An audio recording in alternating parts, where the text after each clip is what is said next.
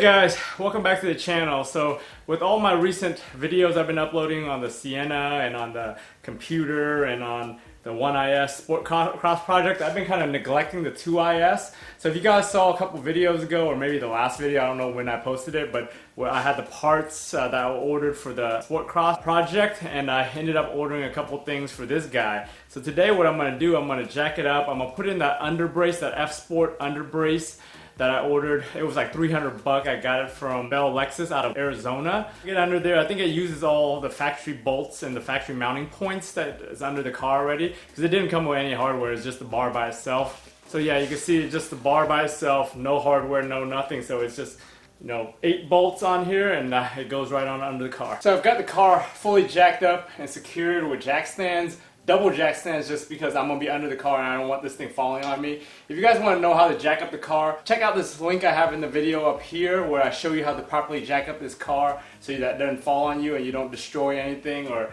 damage any of the undercarriage on this car. But we'll go ahead and get under this. What you can do is just take a piece of cardboard if you're working in your own garage or in the driveway so you don't get dirty. I have all kinds of pieces of freaking cardboard. I'm a box hoarder over here. If you don't have a piece of cardboard, the actual underbrace comes with that big ass box that you can just unfold and use that as a piece. So I had a piece that was already cut, so I'm gonna just stick it down under here and get under the car.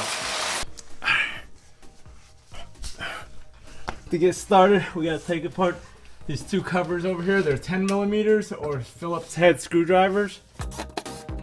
And the bolts for these things are only 12 millimeters. There's 8 of them. So you get the 12 millimeters and start shooting the bolts off. If you want to take it all out in 3 pieces, there's a crossbar right here, and then the 2 little sidebars, which makes it a little bit easier, so you don't have to take it all off in one big piece.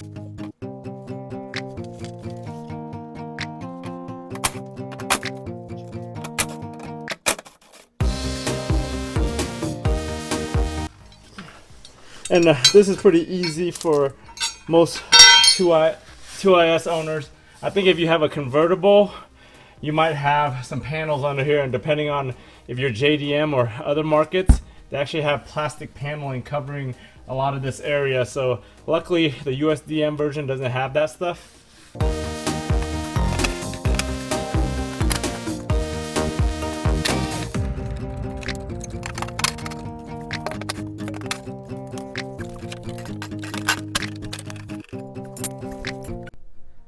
So we got everything out from under the car. So that's the factory underbrace. It's not a cross brace, it's just really just 2 sides, basically the same 2 bars here and then 1 crossbar, so you don't have the X in the middle.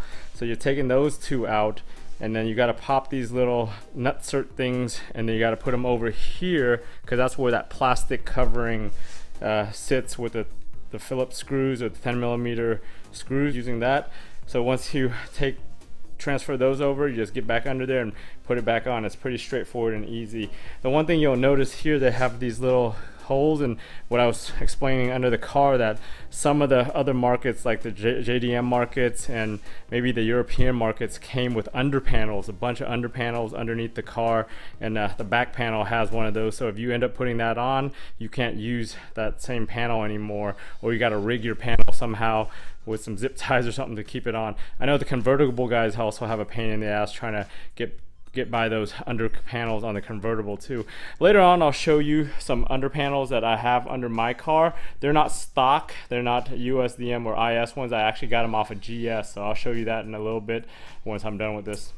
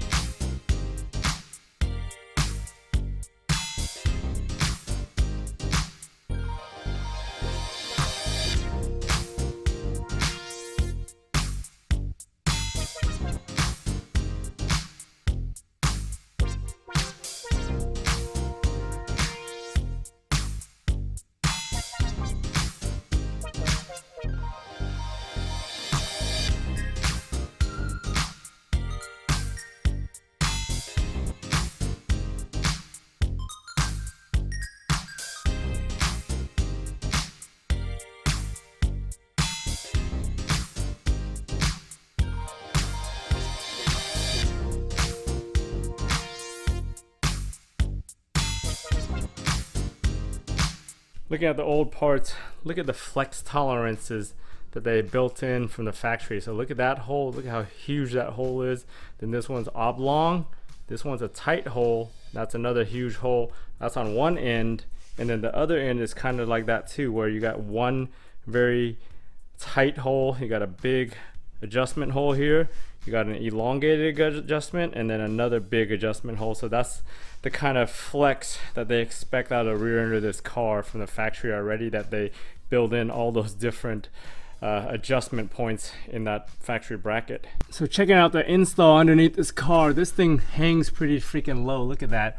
No wonder some of the reviews of these guys were saying on Club Lexus were saying that how that bottom thing gets so scraped up from being this low. But pretty much got everything back in. Those 12 millimeters were very easy to remove. I didn't even bother torquing them because they're 12 millimeters. I didn't want to over tighten them and break something, so I just hand tightened everything. But I got all 8 screws back in, the 4 left over for the rest of the bar.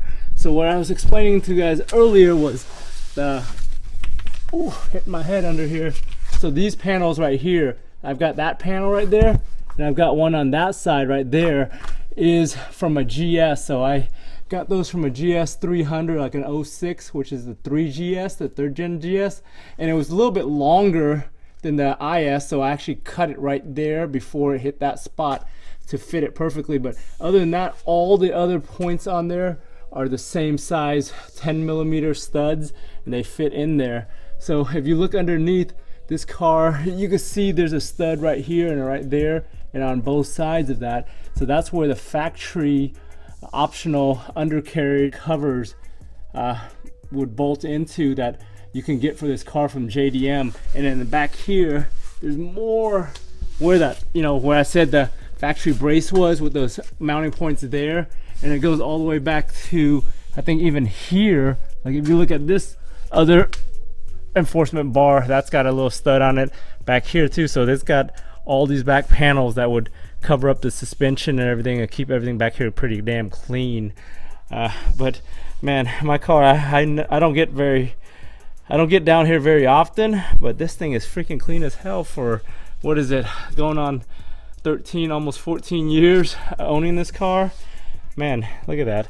I was looking under even my axle.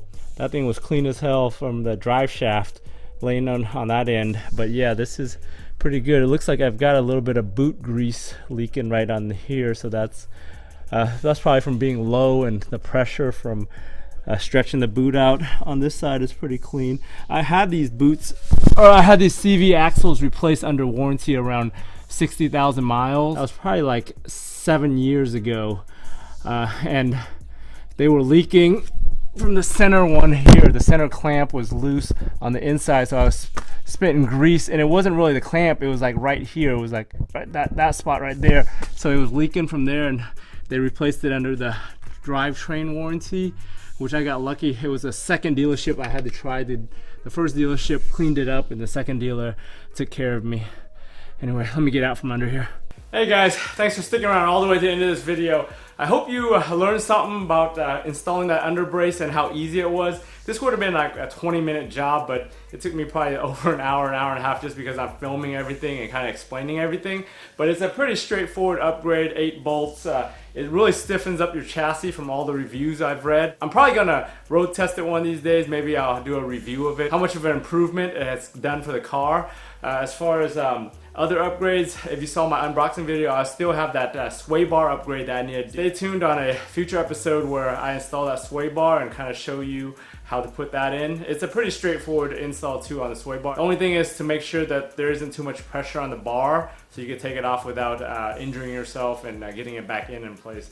But anyways, if you guys like this video, give it a thumbs up. If you haven't subscribed to the channel already, don't forget to subscribe. If you guys like this shirt, check out Teespring. I got a link up here. The only thing is, I think the darker colors with the white, I had to get rid of the AF part because of some copyright stuff with Teespring. So all it says now is lit. But anyways, I'll see you guys on the next video.